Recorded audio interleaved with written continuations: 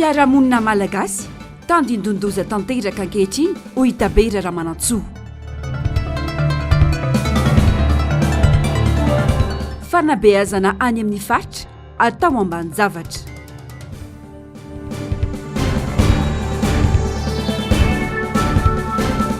Fiarahamonina malagasy simba noho ny fahantrana lalina sy ny fiovanam-kolotsaina. Arivan'ny sabotsy fa 17 ny volana jolay taona 2024 manatra ny fiarabana tompoko lasy sy tompoko vavy tonga soa ato anatin'ny fotoanan'ny fampahalalam-baovao asainy ampanajana ianao anaraka izany hatramin'ny farany.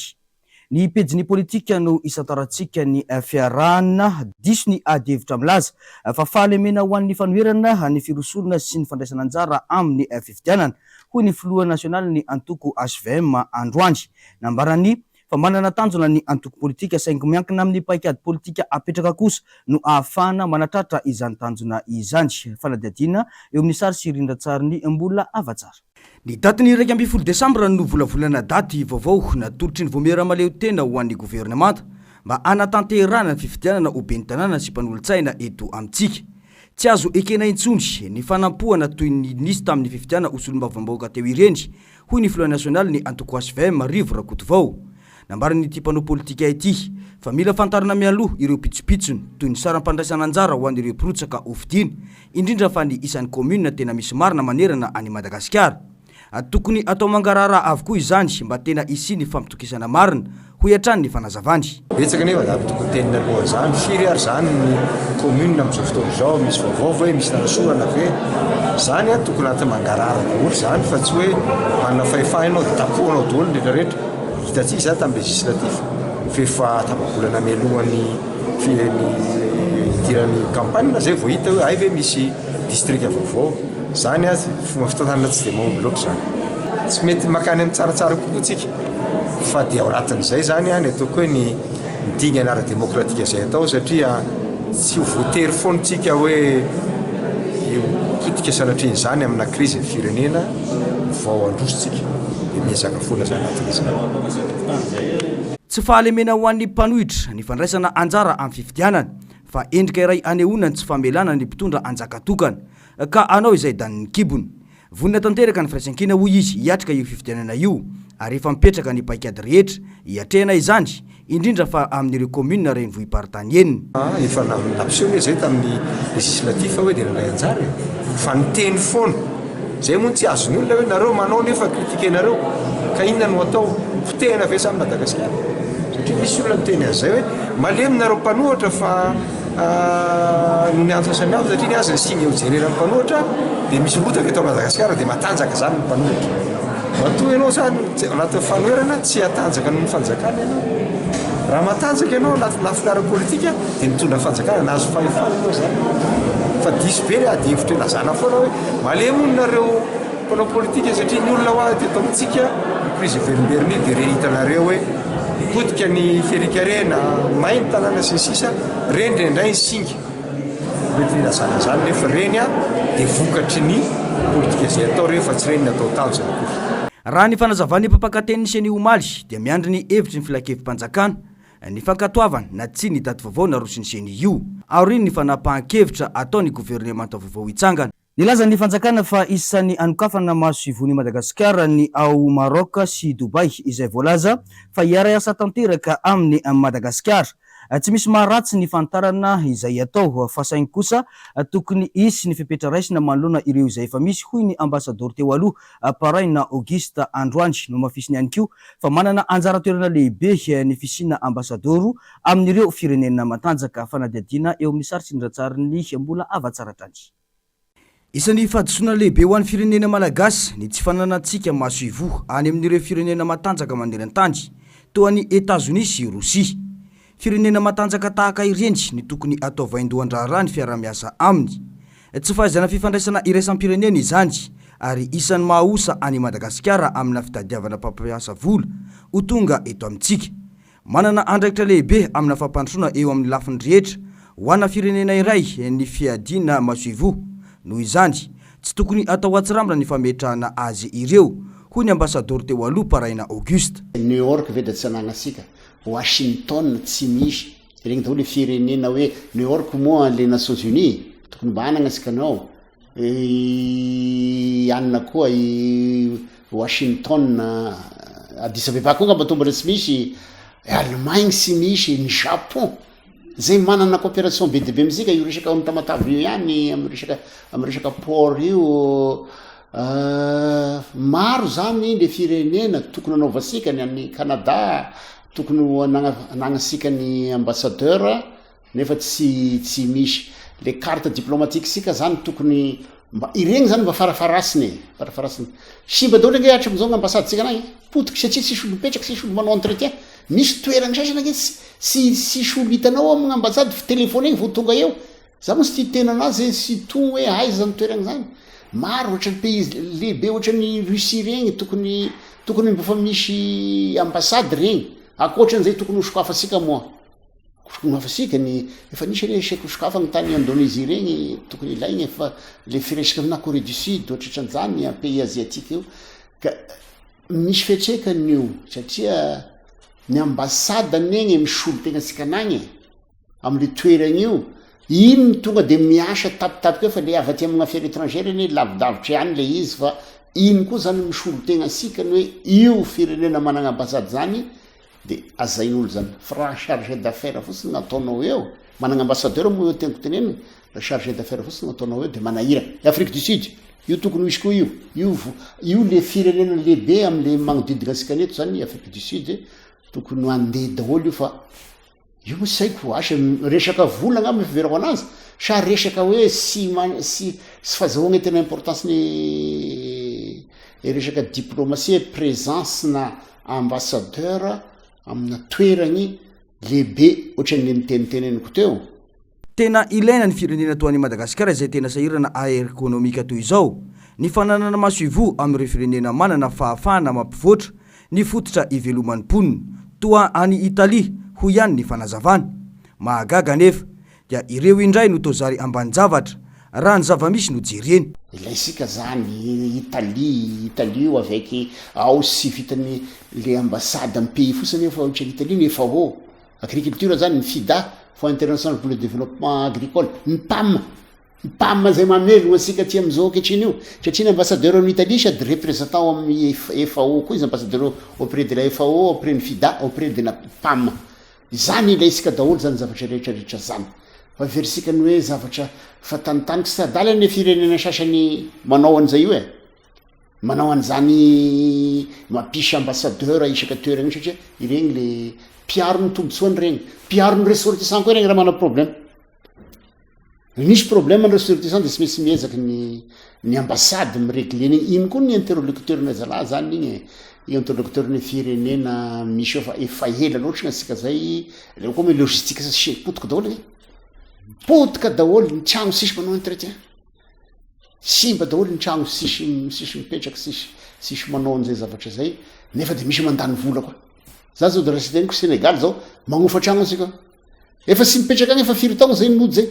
nefa gnofa tragno mandeha ihany de o masika zao anokatra sara aloha raha manokatra ny Maroc zany sara koa manokatra ny Turquie sara koa manokatra ny ohatrany manokatra ny Dubai zany sara ngera me maro izy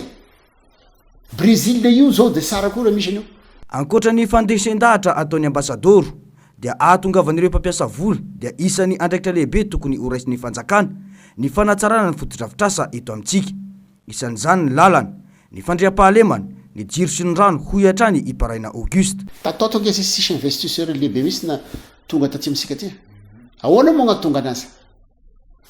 inona no ataona ty anao société izy énergie nao sy mandeha électricité tapaka sy misy mandeha lalagny sy mandeha rasy regny nefa ny tena tokony zavatra lehibe akoatran'le hoe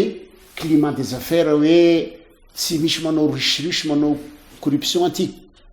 tsisy corruption aty fa tsara fa tonga aty ry zareo misy mangata vola aminazy ame volan'izao de ngamba de fitatsika exemple tany amy resaka ny Londres regny ke zay zany mila tongavany entrepreneur ny mpamasy vola aty amitsika aty satria tsy ho vita sika nio investissement io ny secteur privé manao an'io ary misy gros investissement tsy maintsy ny secteur privé ihany manao anazy fa mila atsika ny manao an'le attractivité n'le pays io izy mahasarika n'le olo asika zany nony le zavatra metimety amitsika ty fa averiko zay zao hoe énergie io atena ilay lalana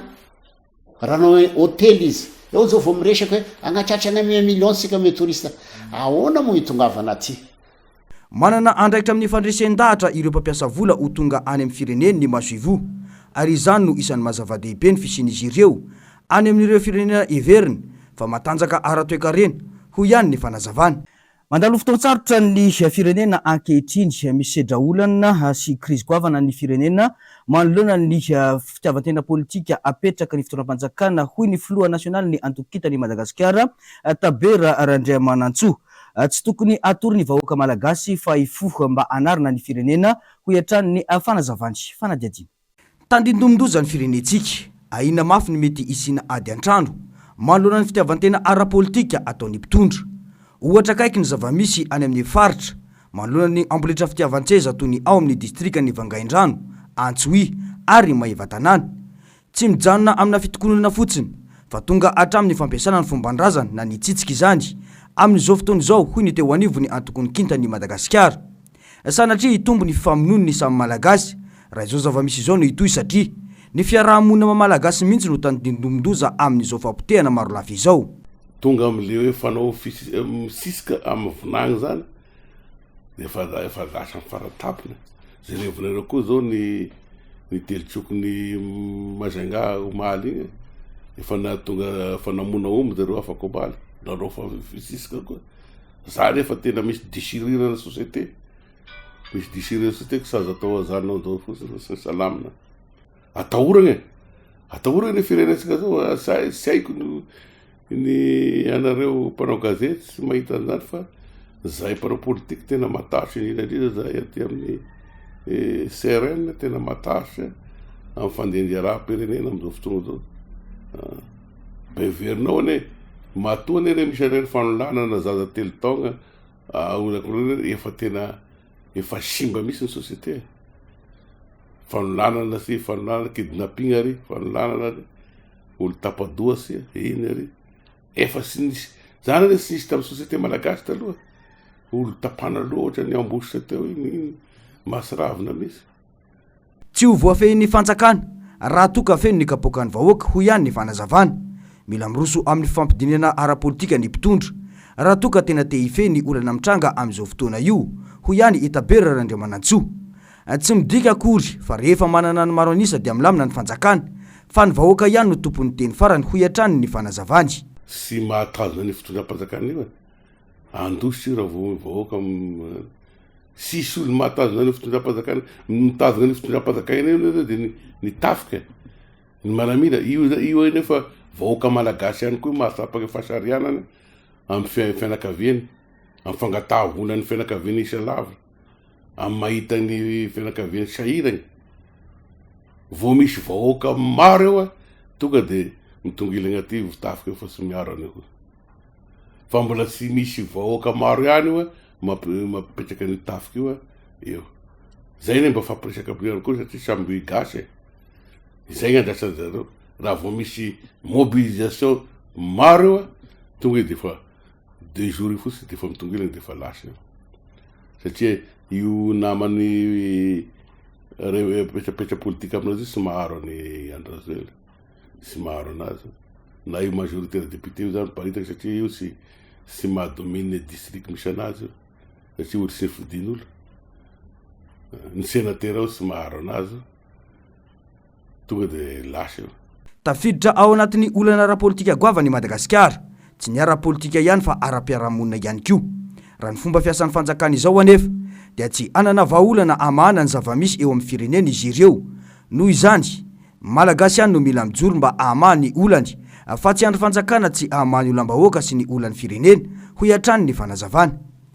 fa miapotika ary mandroso amin'ny faharavana ny fiarahamonina malagasy manoloana ny fitombon'ireo tranga maneho fihetsika mamofady sy tsy ampiheverana mifanohitra amin'ny soatoavana malagasy amin'izao fotoana izao ny fivoan'ny toe-tsaina miampy ny fahantrana lalipaka anisany mahatonga sy mitarika izany hoy ny mpandinika fiarahamonina raha nitondra ny heviny manoloana izany andro miaratina sariny Mathieu Prince mampiorikoditra ny fahitana sy fahinona saika ho efa ho isan'andro ireo trangam-piarahamonina mifanohitra amin'ny sotoavina malagasy tato anatin'ny andro maromaro zao. Mirongatra izay tsy izy ireo trangiverina ho mamoetra manimba sy manapotika ny fiarahamonina. Misongadina amin'izany tranga famonoan'olona amin'ny fomba feno ho abibiana manao ny tsy fanajana sy ny tsy fanomezan-kasina ny aina. Lasa manome lanja ny materialy ny malagasy ka tsy manao ho zava-dehibe ny aina. Antony maro no mitarika izany ho ny mpandinika fiarahamonina ko avana amin'izany ny fahantrana lalina. Ny anankiray aloha zany fa fironan'izay le hoe fiolonolonana moa ny fiteny azy amin'ny hoe individualisme dia ny fanomezan-dajana ny resaka materialisme fa misy zavatra hafa koa mety miditra ao anatin'ilay izy ohatra hoe ny fasarotana be loatra amin'ny fiainana andavanandro. Raha ohatra zany amintsika moa zany zao hoe 2.7 ao anatin'ny fantrana lalina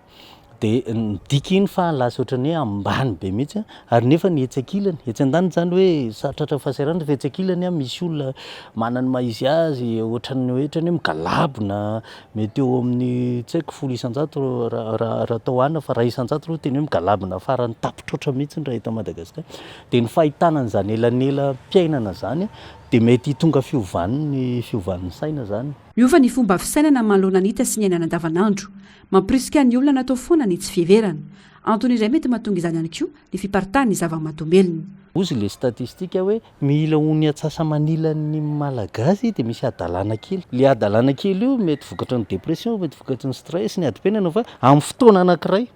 ka mifanindry amin'le mety tsy fafanarahana amin'olona na ohatra zany dia any amin'iny olona iny no miposaka mitosaka ilay alahelo zany dia mety ho antony zany.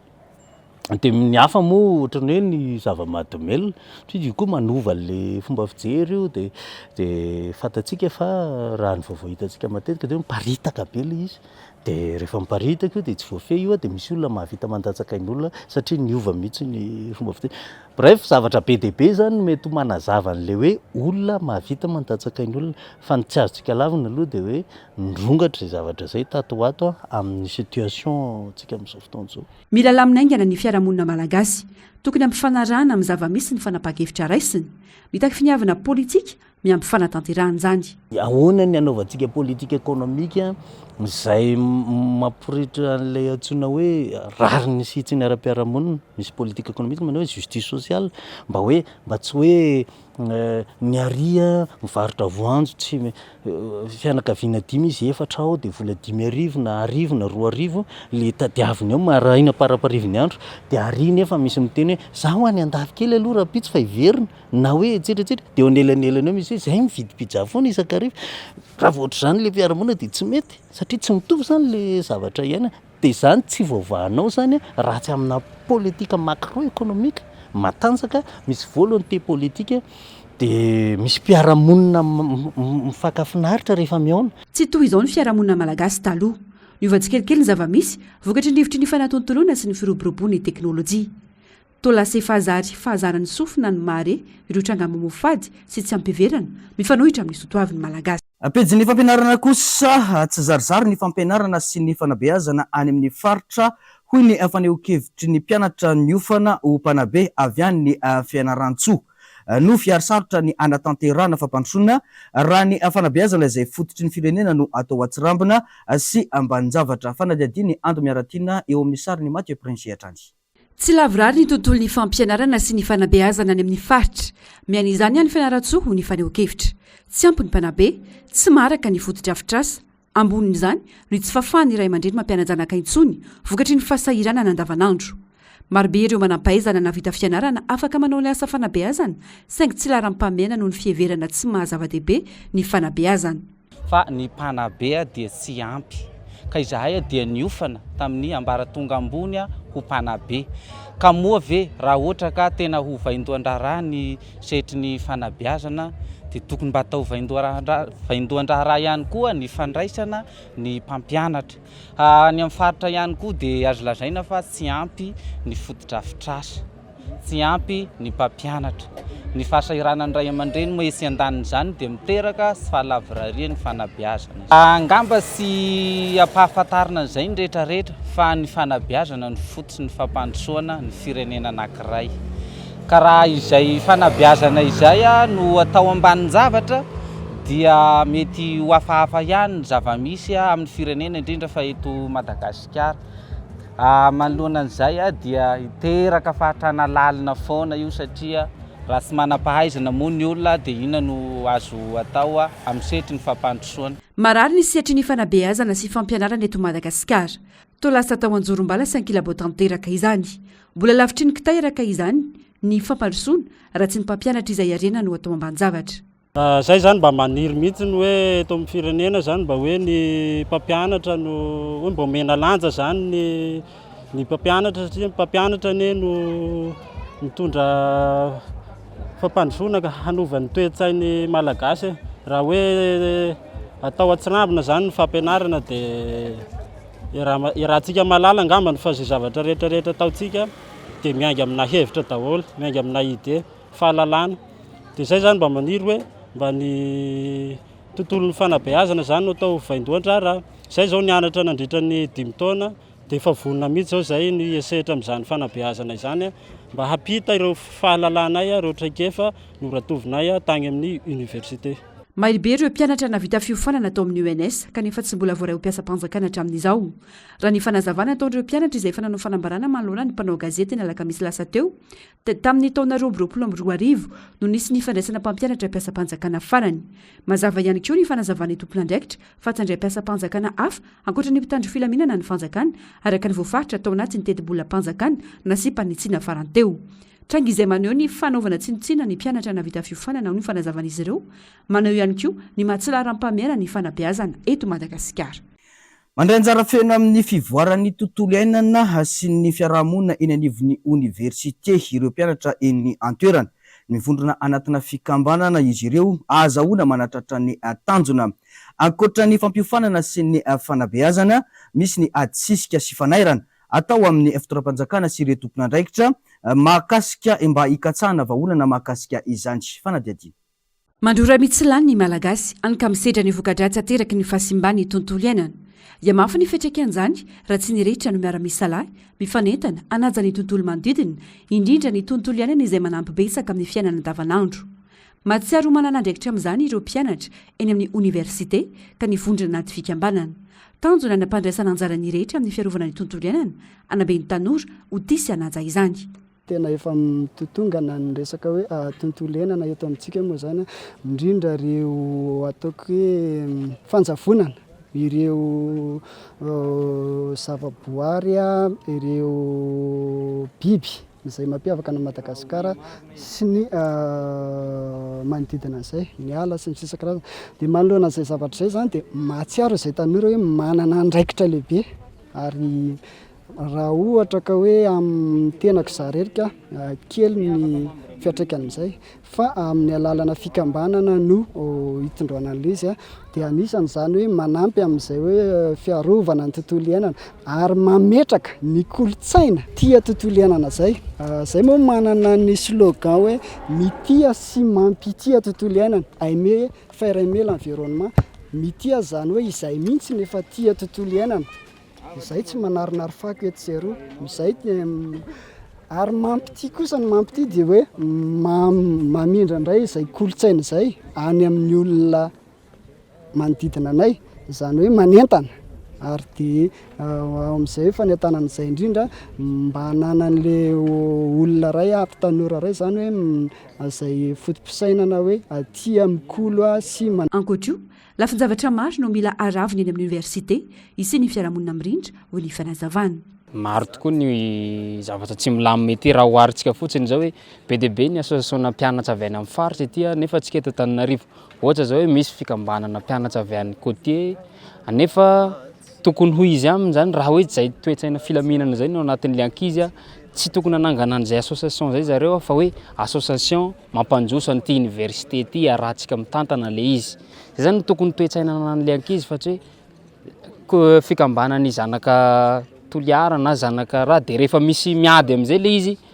dia le zanaka ny avy ary raha reny Tomasina reny namonana le zanaka ny toliara, tsy tokony izay nefa le izy fa hoe ndaotsika ivonjina ray satria tsika mianatra ety amin'ny université de Taranarivo dia ndaotsika izay ampanjosan'ity université ity no ataontsika ao anatin'izay filaminana izay hatsana. Navondrona ireo mpianatra ka afaka hitondra ny anjara birikiny amin'ny fanomezana sosikevitra na fanatsarana ahafana manatanteraka izany ao anatin'ny fikambanana antsoina hoe Global Peace of Université na ny GPU. Université milamina mirindra ao anaty fahalemana no tanjony. Manome aina indray izay hoe ireo fikambanana mba hijery ireo fomba rehetra atao anatsarana sy anetsehana indray ilay fikambanana. Dia ohatra zany tsika miresaka CVT dia hoe mba mazoto ilay ankizy mandray anjara ao anatin'ilay izy. Fa miresaka kolotsaina miresaka itsika ao anatin'izay hoe resaka firaisankina sy resaka hoe cohésion zany ngamba ny ilazana anazy raha ohatra atao amin'ny teny frantsay sy resaka hoe fandriam-pahalemana. Dia ao anatin'izay zany tianay koa ao anatin'ilay tetikasa hoe mba miara-miasa ireo fikambanana ireo. Zay le cohésion tianay ho jerena ao anatin'ilay izy miara-miasa miara-mikarakara hetsika manoloana an'izay zava-misy iray dia misy 5 ireo mpikambana ao anatin'ny Université Vintsy.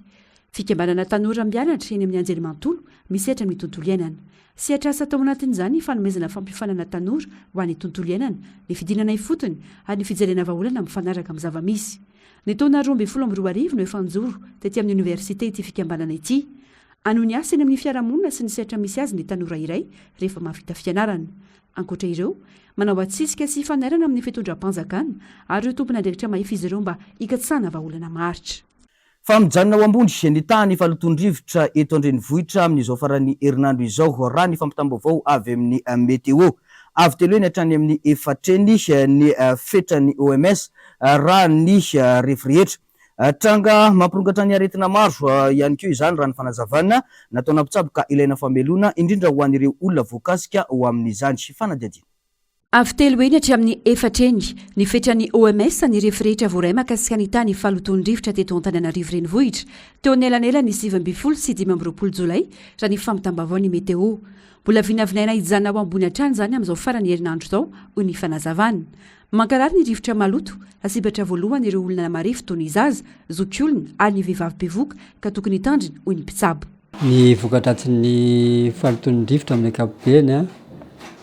dia ny amin'ny aretin'ny taoam-pisefona miavokavoka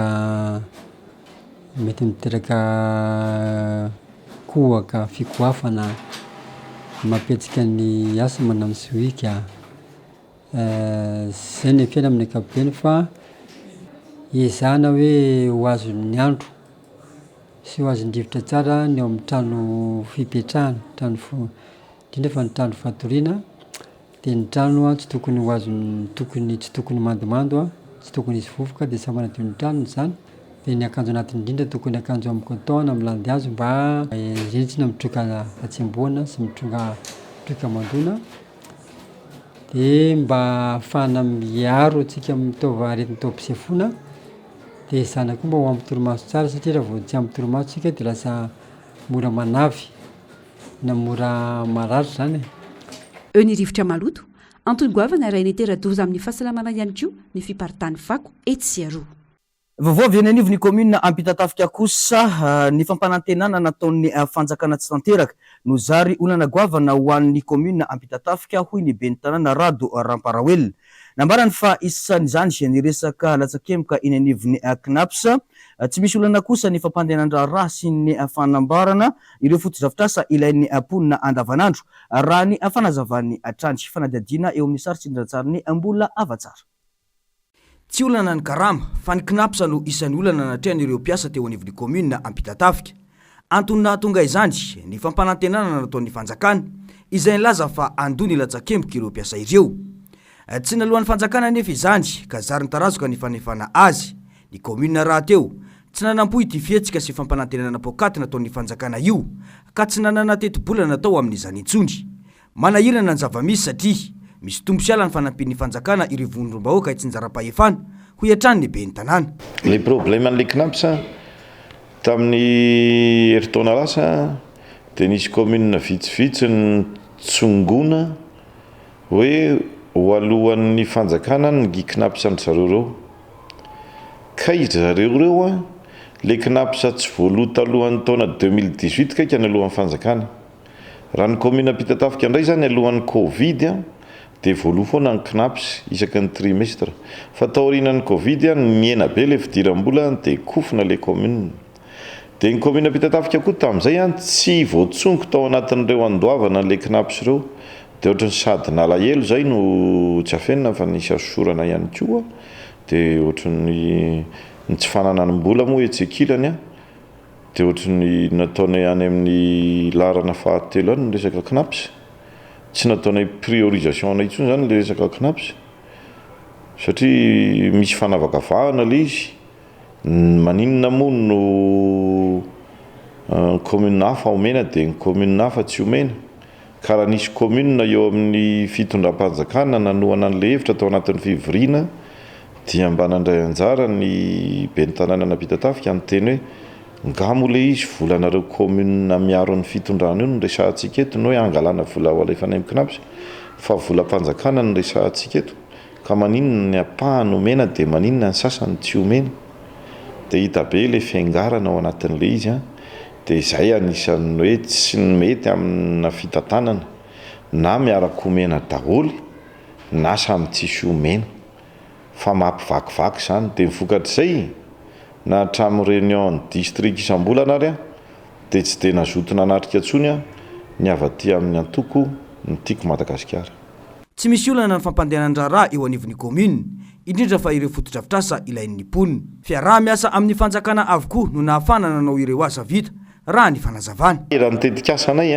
ny EPP aloha tapitra amin'io dia tanteraka 100 ny fampanantenana tamin'ny fifidianana be ny tanàna farany teo 300 ary iasa satria le CEG any fihavanana izay nataon'ny fanjakana le 420 efitrano dia négociation nandritra nyity mandaty fa ny tenana mpanantenana dia vita amin'io EPP anambobary io resaka réparation reny zavatra mora kely ny manao an'ireny ho ataontsika ireny ny lalana zao ny mbola hitako mafimafy ny lalana satria nisy lalana anankitelo na mpanantenaina mbola tsy vita zany ao anatin'le izay telo zay fa betsaka moa na mpanantenaina iny Ambohitsikalava iny ngeza be efa vita iny any avaratetezana koa efa vita iny dia ny rano fisotro mandeha be mihitsy izy amin'izao fotoan'izao satria